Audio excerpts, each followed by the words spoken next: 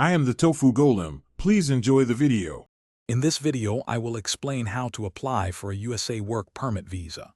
First, research the various work visa categories like H-1B or L-1 to determine which one aligns with your skills and qualifications. Next, ensure you meet all specific eligibility criteria for your chosen visa type. Finally, securing a job offer from a U.S. employer is crucial, as they will typically sponsor your application. Once you know your visa type, gather all necessary documents. This includes your valid passport, any previous visa records, and academic transcripts.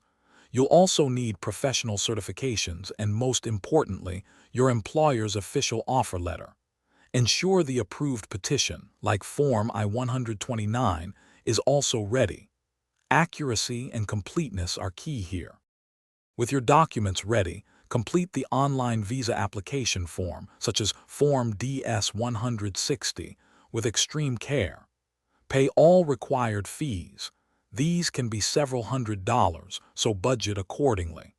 Finally, schedule and attend your visa interview at a U.S. embassy or consulate. Be prepared to discuss your qualifications and intentions clearly. Congratulations on your visa approval.